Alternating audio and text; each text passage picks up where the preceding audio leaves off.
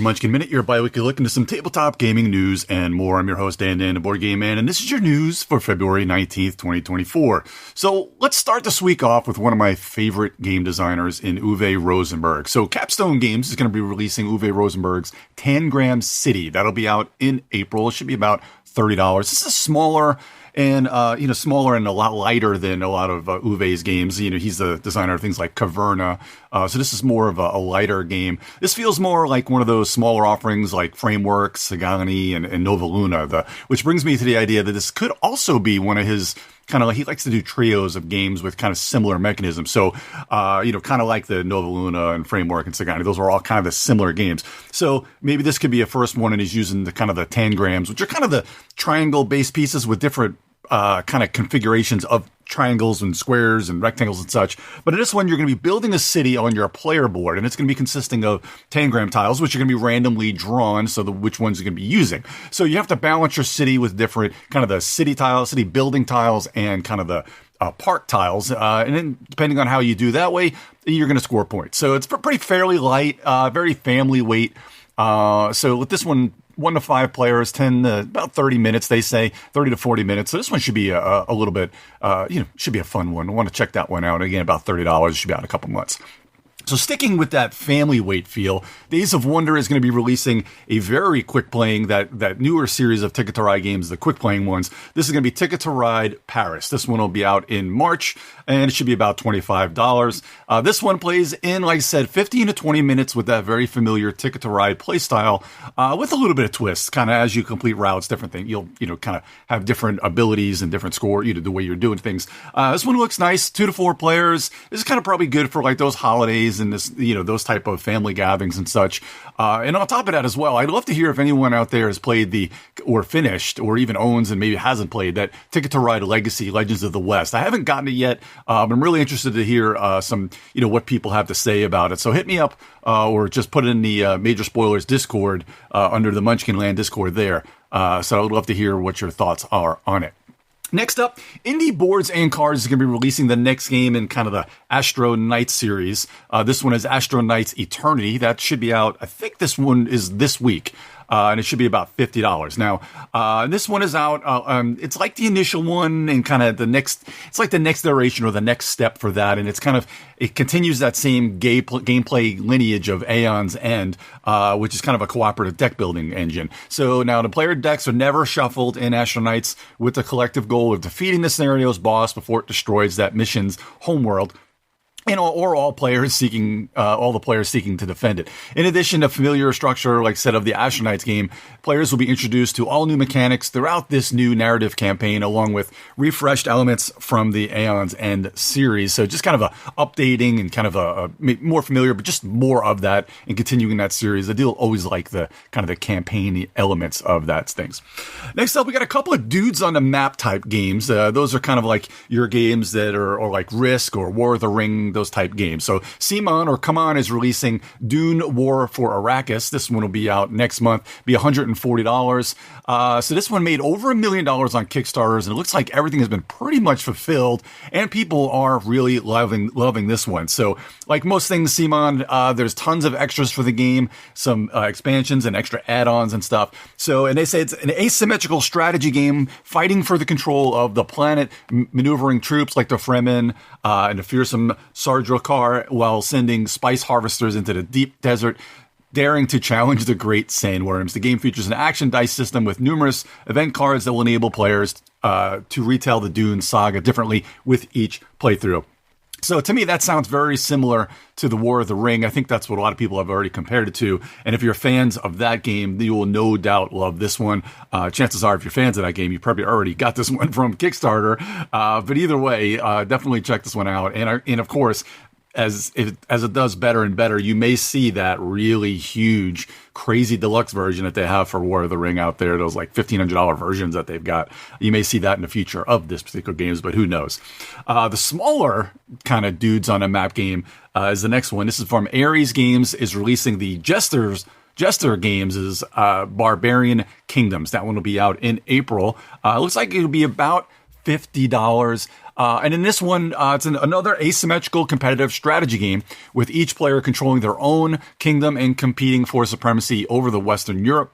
First player to control 7 territories or to eliminate 2 opposing kings wins. And then on a turn, you've got a bunch of different things you'll be able to, bunch of different actions that you're going to be doing. But again, it's all kind of that area control, bluffing, and you got all sorts of good fighting going on. This one is 3 to 6 players, plays in about, say 90 minutes. I'm going to say probably 90 minutes to 2 hours, depending on how you play it. And it kind of has that medium weight to it. A lot of those kind of dudes in a map are medium to heavier weights. It's probably a little bit lighter than War for Arrakis. But that one is, but it's a little bit more, easier to get to. Whereas War for Arrakis is going to be, you're going to be looking at probably 2 to 3 hours. This one should be a little bit shorter. So a little bit lighter. Now that we're getting into a little bit lighter one now, this is a City Games is going to be re-releasing, or it's releasing a new edition of Frank West's older game called Vadoran Gardens. This is called Vadoran Gardens Refreshed. That will be out next month in March for, I believe, $20 is what the newer version is going to be. So again, this is a light kind of tile laying or card laying game. It feels to me like Nemalia, where you're kind of putting these tiles out and they're kind of overlapping each other. But I don't think there's kind of that same space configuration or space confinement that Nemalia has. But anyway, you're kind of overlapping your cards or tiles and just trying to score points there. And again, it's kind of like a puzzle in a way as you're playing those out there. This new version looks like they're cleaning up the rules a little bit and making it a little bit better rule book with a better layout. And they're also going to have the solo rules in there as well. Again, kind of a lighter game playing just in about 30 minutes. It's going to be definitely a super filler or that kind of a filler type weight game. And finally, in game news, Ravensburger announced that they're going to have a new Disney Villainous is going to be out new expansion is going to be out this year. This is Disney Villainous Sugar and Spite. This is with King Candy from Wreck-It Ralph and Shere Khan from The Jungle Book. This one should be out in June. It should be about $20. And they also said there's going to be a new format for releasing these expansions, with it being just 2 characters. The older ones had 3 characters in there. This one is just 2. That's probably what's keeping it at $20 as opposed to $30 makes sense. So a lot of times the $20 for an expansion is a better, easier selling model, I guess, than maybe the $30. So maybe that's probably why they're going with this one. So they may also, apparently I saw some rumblings about more Star Wars Villainous, either announcements this summer, and some rumors maybe of another Marvel Villainous announcement coming soon too. But as I get those announcements, I will bring them here to the Munchkin Minute as well. Let's head on over to crowdfunding. First up, we've got GameFound. So first thing we've got here is Steam Power. This is by Wallace Designs. This is a new game by Martin Wallace. It says a quick setup and playtime, yet offering satisfying depth. It is a train game. Build the smartest network and reap the rewards. This one is about $100 and it looks beautiful. So knowing how Martin Wallace does his games and those kind of I'll call it like the dry soulless Euro, but I mean that in the greatest sense of the word. If you are a fan of anything named Steam or with Steam in a title, you know exactly what I mean. And this will be up your alley. So this looks pretty good. And again, the production value looks amazing for this one. Again, that is Steam Power. Shifting directions quite a bit is the second one for GameFound. This is a Song of Ice and Fire Tactics. This is a tabletop miniatures skirmish game. Looks like for 2 players.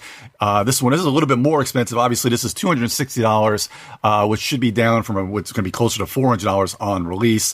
And it looks like a pretty cool skirmish game with different scenarios and such.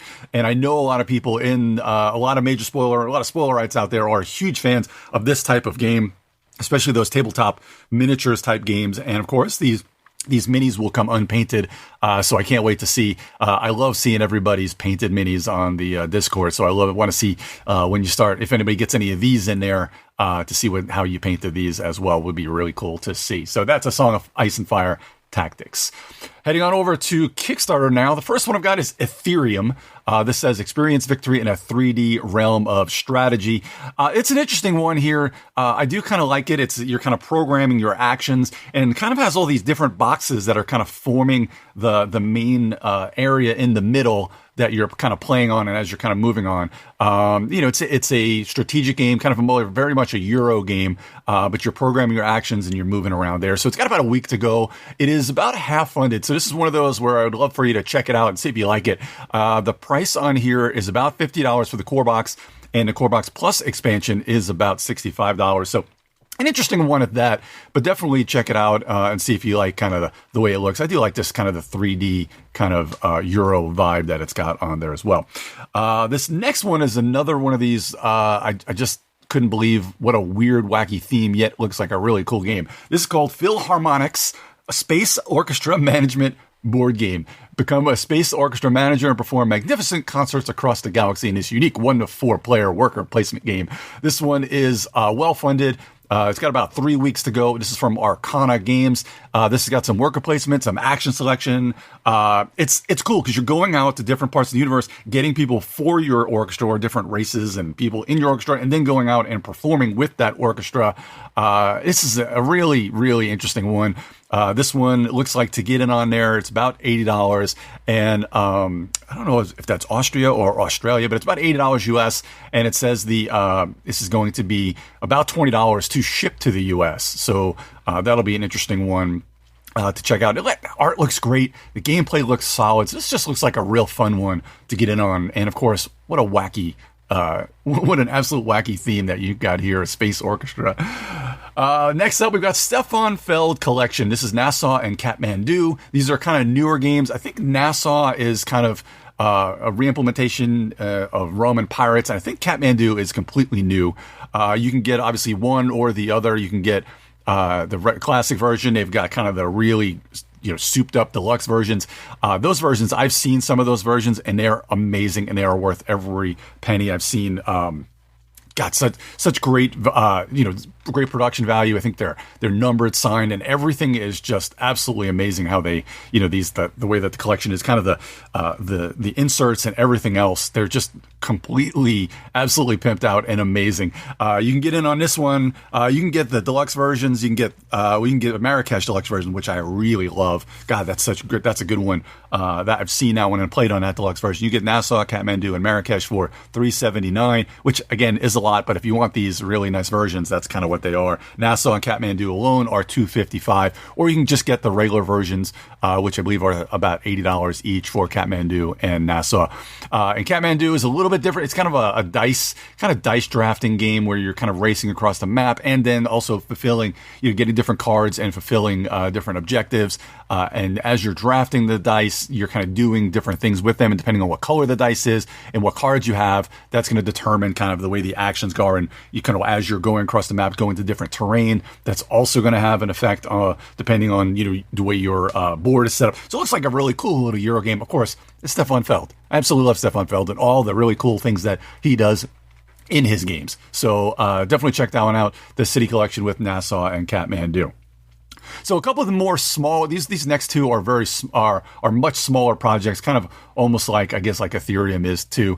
This one is Everstone, well, of course, and didn't mean to forget, about a week and a half to go on a Stefan Feld collection, and of course it's almost about it's over $250,000, so that's what that one's got. So this one is Everstone. It's calling Everstone Discovering Ignis.